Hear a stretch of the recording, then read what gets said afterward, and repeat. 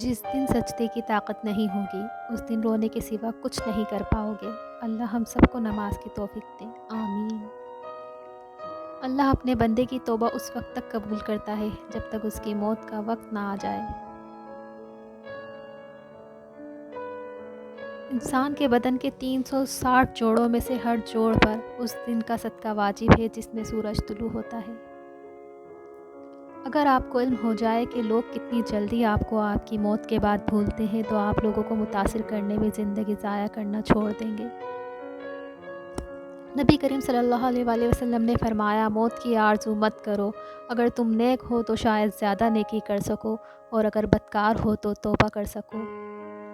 حاصل زندگی حسرت کے سوا کچھ بھی نہیں، یہ کیا نہیں، وہ ہوا نہیں، یہ ملا نہیں، وہ رہا نہیں۔ اس ذات کی قسم جس کے ہاتھ میں میری جان ہے، تم لوگ نیکی کا حکم دیتے رہو اور برائی سے منع کرتے رہو، ورنہ اللہ تعالیٰ تم پر ایسا عذاب مسلط کر دے گا کہ تم اللہ تعالیٰ سے دعائیں کرو گے لیکن تمہاری دعائیں قبول نہ ہوں گی۔ اگر ہو گود ماں کی تو فرشتے کچھ نہیں لکھتے، جو ممتا اٹھ جائے تو کنارے پھر نہیں دکھتے۔ یتیمی ساتھ لاتی ہے زمانے بھر کے دکھ آبی، سنا ہے زندہ باپ ہو تو کانٹے بھی نہیں چبھتے۔ دل سے اتر جانے والے لوگ سامنے کھڑے بھی رہیں تو نظر نہیں آتے۔ جو تکلیف تم خود برداشت نہیں کر سکتے کسی دوسرے کو بھی مت دو۔ تنگ دستی میں سخاوت کرنا، غصے میں سچ بولنا اور طاقت کے ہوتے ہوئے معاف کرنا افضل ترین نیکیوں میں سے ہیں۔ ہمیشہ کے لیے کچھ بھی نہیں ہوتا، اپنے آپ کو دباؤ کا شکار نہ بنائیں۔ کچھ بھی ہو، کیسے ہی برے حالات کیوں نہ ہوں، وہ بدلیں گے اور ضرور بدلیں گے۔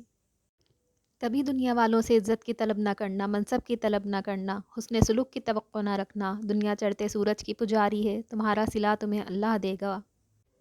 ساری کائنات بھی اگر تمہارے خلاف اٹھ کھڑی ہو لیکن تمہیں یہ یقین ہونا چاہیے کہ میرا اللہ میرے ساتھ ہے۔ جو ملا تو شکر کیا، نہ ملا تو ملال نہیں۔ میرے رب کے فیصلے کمال کے ہیں، ان فیصلوں کو زوال نہیں۔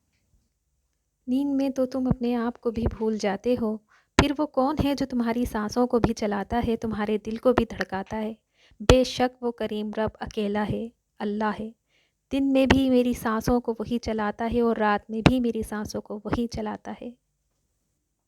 اگر آپ کو روکنے ٹوکنے ڈانٹ ٹپٹ کرنے اور آپ کی اصلاح کرنے والا کوئی موجود ہے تو اللہ کا شکر ادا کریں، کیونکہ جس باغ کا مالی نہ ہو وہ بہت جلد اجڑ جاتا ہے۔